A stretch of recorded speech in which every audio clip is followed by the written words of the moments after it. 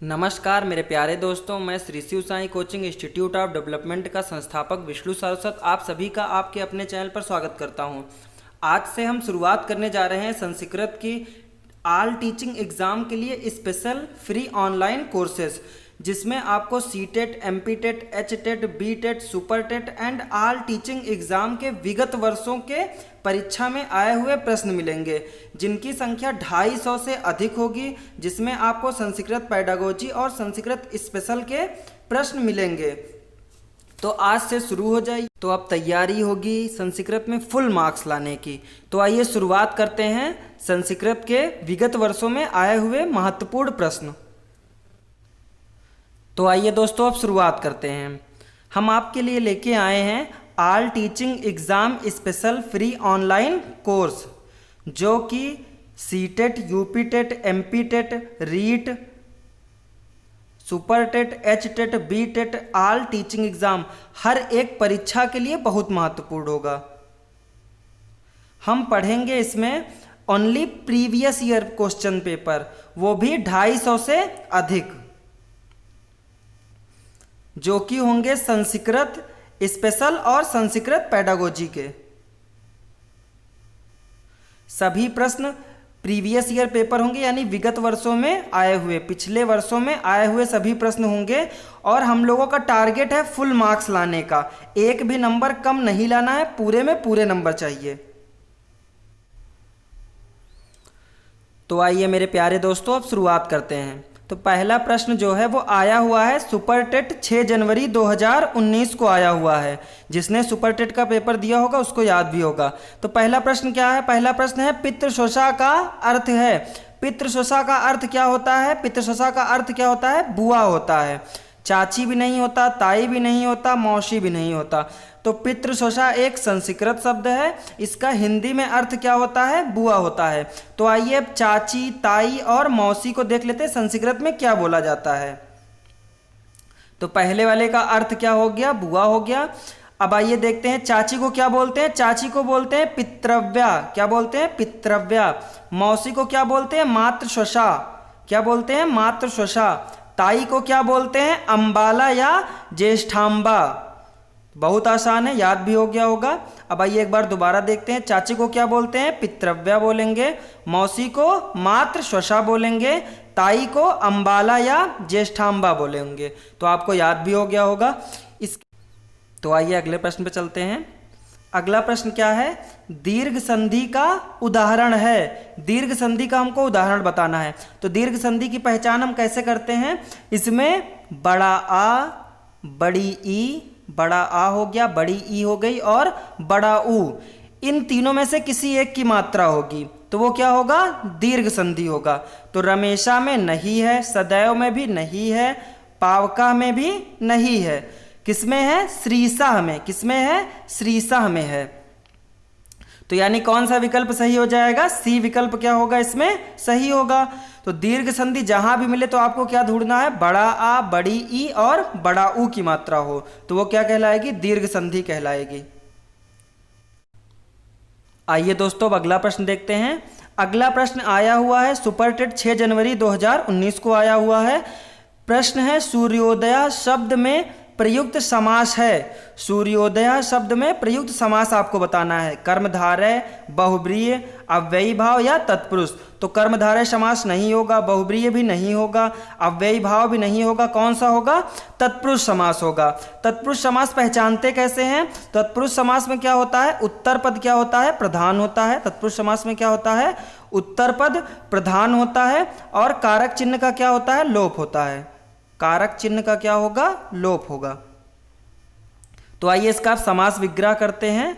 तो क्या होगा? सूर्य का उदय। सूर्योदय क्या होगा? सूर्य का उदय। इसलिए कौन सा समास होगा? तत्पुरुष समास होगा। यानी कौन सा विकल्प सही है? सी विकल्प सही होगा इसमें। अब आइए नेक्स्ट क्वेश्चन पे चलते हैं।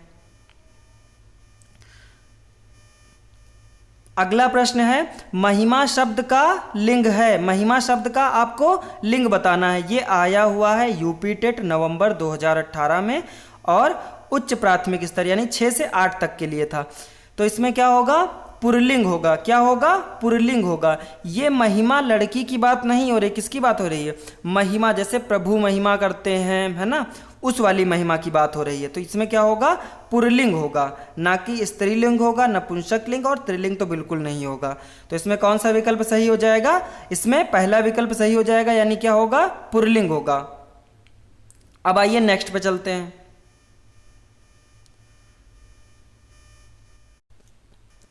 तो आइए दोस्तों अब नेक्स्ट प्रश्न में चलते हैं। नेक्स्ट प्रश्न है, कौन सा शब्द सूर्य का पर्यायवाची नहीं है? तो सूर्य का पर्यायवाची आपको बताना है कौन सा नहीं है। तो मित्रा भी होता है, भानु भी होता है, रवि भी होता है, लेकिन मित्रम नहीं होता है। तो यानी पहला विकल्प क्या होगा? सही हो जाएगा, बाकी सभी विकल्प क्या हो जाएंगे? गलत हो जाएंगे। तो सूर्य का पर्यायवाची क्या नहीं होता है? मित्रम नहीं होता। अगला प्रश्न देखते हैं। अगला प्रश्न है, डिस्लेक्सिया एका भाषागत विकारा प्रभावयति। पहला ऑप्शन है संकेत बोधम, दूसरा है कथित भाषा बोधम, तीसरा है मौखिक भाषा बोधम और चौथा है लिखित भाषा बोधम।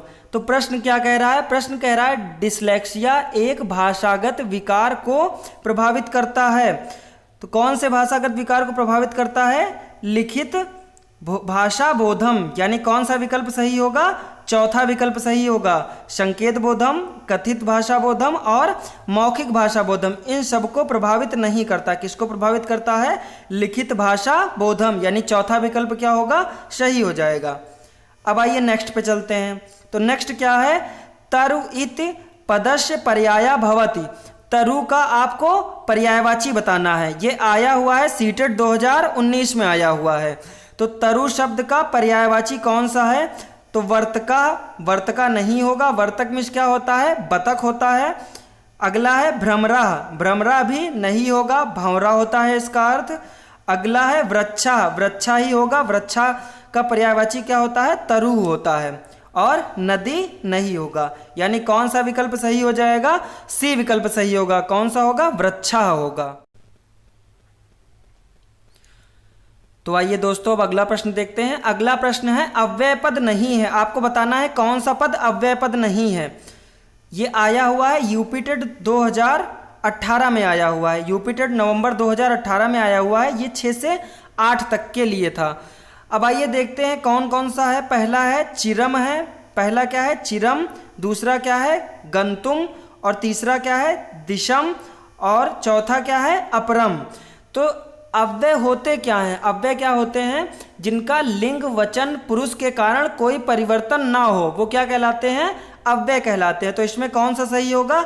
दिशम सही होगा, क्योंकि इस शब्द से लिंग वचन और पुरुष का कोई प्रभाव नहीं पड़ेगा। अगला ये देखते हैं। अगला क्या है? संस्कृत शिक्षण मूल्यांकनस्य साधन भूता भवंती, यानी संस्कृत शिक्षा के मूल्यांकन के साधनभूत होते हैं। कौन से होते हैं? बुद्धि परीक्षा, अभिरुचि प्रश्न, आसक्ति प्रश्न, उपर्युक्ता सर्वः। तो इसमें कौन सा होगा? उपर्युक्ता सर्वः, यानी ये सभी क्या करते हैं? सभी क्या है? मूल्यांकन के साधनभूत हैं। संस्कृत शिक्षण मूल्यांकन के क्या हैं? साधनभूत होते हैं ये सभी। तो इसमें क्या हो जाएगा? चौथा विकल्प क्या होगा? सही हो जाएगा। अब आइए नेक्स्ट पे चलते हैं। तो नेक्स्ट क्या है? व्यंजन का दूसरा नाम है। आपको बताना है व्यंजन का दूसरा नाम क्या है। तो व्यंजन का दूसरा नाम अच नहीं होता, शल नहीं होता, यड़ नहीं होता, क्या होगा? हल होगा। व्यंजन का दूसरा नाम क्या है? हल है, यानी कौन सा विकल्प सही हो जाएगा? चौथा विकल्प सही होगा। अब आइए नेक्स्ट पे चलते हैं। तो नेक्स्ट क्या हो जाएगा? महेश्वर सूत्र में कितने सूत्रों की गणना होती है? ये आया हुआ है एमपी टेट में। तो सबको पता होगा कितनी होती है? 14 महेश्वर सूत्र होते हैं। कितने होते हैं टोटल? 14, ना कि 41, ना 61 और ना ही 16। यानी कौन सा विकल्प सही हो जाएगा? तीसरा विकल्प सही होगा, यानी क्या होगा? 14 होगा। अब आइए नेक्स्ट क्वेश्चन पे चलते हैं। तो नेक्स्ट क्वेश्चन क्या है? पा प्लस कत्वा मिलकर बनेगा। पा प्लस कत्वा मिलकर क्या बनता है? पीत्वा बनता है। क्या बनेगा? पीत्वा बनेगा, ना कि पात्व, पिकत्व और पित्वा।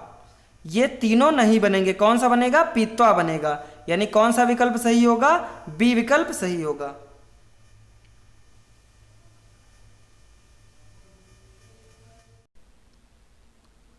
उम्मीद करता हूँ मेरे प्यारे दोस्तों आज की क्लास आपको पसंद आई होगी।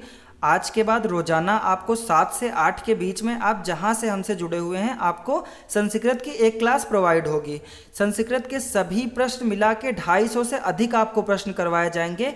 एक क्लास में आपको 10 से लेके 20 के बीच में प्रश्न होंगे, जिससे आप पूरा वीडियो आसानी से देख पाएँ। कुछ बच्चों ने कहा था हमसे कि सर आपकी जो पीडीएफ होती है उसमें आंसर्स लिख दिया करिए। तो आंसर्स बेटा, आंसर देखने के लिए आप वीडियो देखिए। आज से लेकिन हमने आंसर इंक्लूड कर दिया है। आज का आपने वीडियो पढ़ा होगा तो आपने देखा है कि नीचे उसका आंसर दिया हुआ है, तो आपको पढ़ने में आसानी होगी।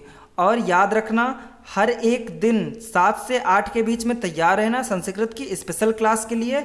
वो भी कोई भी टीचिंग एग्ज़ाम हो, हर एक टीचिंग एग्ज़ाम के लिए बहुत महत्वपूर्ण है। हर एक एग्ज़ाम से क्वेश्चन उठा के आपके लिए लाए जाएंगे। यानी ये मान के चलिए बहुत ज़्यादा आपके लिए मेहनत की जा रही है। आपको क्या करना है, थोड़ा सा हेल्प हमारी भी करनी है। आपको चैनल को लाइक, शेयर और सब्सक्राइब करना है, जिससे हम आपके लिए निरंतर मेहनत कर सकें। मिलेंगे अगले वीडियो में। जय हिंद, जय भारत।